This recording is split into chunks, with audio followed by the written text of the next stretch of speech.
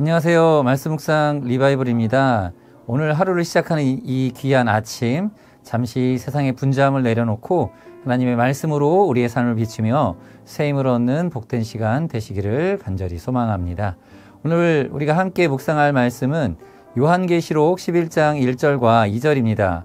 또 내게 지팡이 같은 갈대를 주며 말하기를 일어나서 하나님의 성전과 제단과 그 안에서 경배하는 자들을 측량하되 성전 바깥 마당은 측량하지 말고 그냥 두라. 이것은 이방인에게 주었은즉 그들이 거룩한 성을 42달 동안 짓밟으리라. 아멘. 사도 요한이 반모섬에서 본 환상입니다. 하나님께서는 요한에게 지팡이 같은 갈대를 주시며 측량하라고 명령하십니다. 그런데 모든 것을 다 측량하라고 하지 않으시고 어떤 부분은 측량하고 어떤 부분은 그냥 두라고 말씀하십니다. 바로 이 부분에서 우리는 오늘 우리를 향한 하나님의 마음을 발견할 수 있습니다. 바로 하나님은 구별하여 지키시는 분이라는 것입니다. 하나님은 하나님의 것과 세상의 것을 분명하게 구별하십니다. 본문 1절에서 하나님이 지정하신 측량의 대상은 하나님의 성전과 제단, 그리고 그 안에서 경배하는 자들입니다. 이 세 가지는 오는 모든 우리의 신앙 핵심을 상징합니다.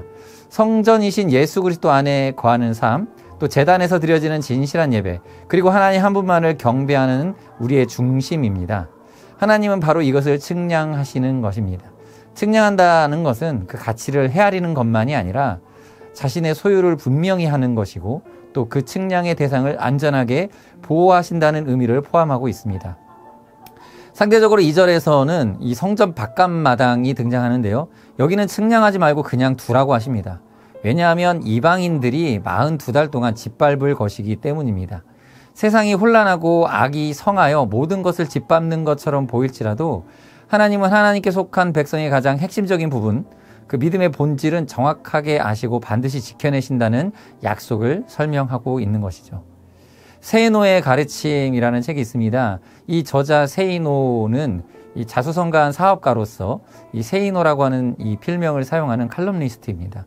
그의 책에는 세상을 살아가는 냉철하고 현실적인 지혜들이 참 담겨 있는데요. 이 책에서 저자는요, 성공과 본질에 대해서 이야기하면서 이렇게 말합니다. 어떤 음식점이 겉만 번지르르한 인테리어와 또 화려한 마케팅에만 집중하고 있다면 그 가게의 본질적인 경쟁력인 그러니까 음식의 맛이나 이 상품의 질이 형편없을 수도 있을 확률이 매우 높다고 지적합니다. 결국 사람들이 처음에는 화려한 그 외면에 속을 수 있지만 결국 본질인 맛이 없는 곳은 외면하게 될 것이라고 말합니다. 반대로 허름하고 눈에 띄지 않는 곳이라도 압도적인 맛이라는 본질을 가지고 있다면 사람들은 결국 그곳을 알아보고 찾아오게 되어 있다고 말합니다. 이는 사업의 성공 비결을 말하고 있기는 하지만 한편으로는 우리의 신앙을 돌아보는 중요한 포인트이기도 합니다. 하나님께서는 우리의 무엇을 보고 계실까 하는 점입니다. 그렇다면 이런 하나님 앞에서 우리는 어떻게 살아가야 할까요? 바로 이 질문이 오늘 우리에게 주시는 적용점입니다. 우리 역시 측량하며 살아가야 합니다. 다만 이 세상의 잣대가 아니라 하나님의 잣대로 우리의 삶을 측량해야 합니다. 우리는 너무나 자주 성전 바깥 마당의 크기의 화려함으로 우리 자신과 다른 사람을 평가합니다. 얼마나 좋은 직장에 다니는지, 또 얼마나 넓은 집에 사는지, 또 얼마나 많은 사람들에게 인정받는지. 그러다가 이 바깥 마당이 짓밟히게 되면 마치 내 인생 전부가 무너지는 것처럼 절망하기도 합니다. 하지만 하나님은 그곳을 측량하지 않으십니다. 하나님은 우리의 성전과 제단과 경배를 측량하십니다. 오늘 내 마음의 성전은 평안한지, 내 삶의 제단 위에는 이 세상의 욕심이 아니라 하나님을 향한 거룩한 이 불꽃이 타오르고 있는지, 나의 경배는 입술의 고백을 넘어 삶의 순종으로 이어지고 있는지 하나님은 바로 그것을 보고 싶어 하십니다. 우리 사랑하는 성도님, 오늘 하루 세상의 기준이라는 잣대를 잠시 내려놓으시기 바랍니다. 그리고 하나님의 말씀이라고 하는 측량 줄자로서 나의 내면을 깊이 들여다보는 시간을 가지시기를 축복합니다. 나의 성전 바깥 마당이 좀 초라해 보이고 또 세상 사람들에게 짓밟히는 것 같이 또 억울하고 속상할 때도 있지요. 그러나 괜찮습니다. 그곳은 원래 이방인에게 내어준 곳입니다. 대신 하나님께서 친히 측량하시고 보호하시는 여러분의 안뜰, 그 영혼의 중심을 다듬고 가꾸는 일에 집중하시기 바랍니다. 진실한 예배자로 또 참된 경배자로 하나님 앞에 설 때 세상이 흔들 수 없는 평안과 기쁨이 우리의 삶을 가득 채울 것입니다. 하나님께서 지키시는 여러분의 영혼은 세상 그 무엇보다 안전하다는 사실을 믿고 담대하게 오늘 하루를 살아가시는 저와 여러분 되시기를 주님의 이름으로 축복합니다. 함께 기도하겠습니다. 사랑과 은혜가 풍성하신 하나님, 오늘 말씀을 통해 우리의 시선을 성전 바깥마당이 아닌 주님께서 친히 측량하시고 보호하시는 하나님의 성전과 제단으로 향하게 하시니 감사합니다.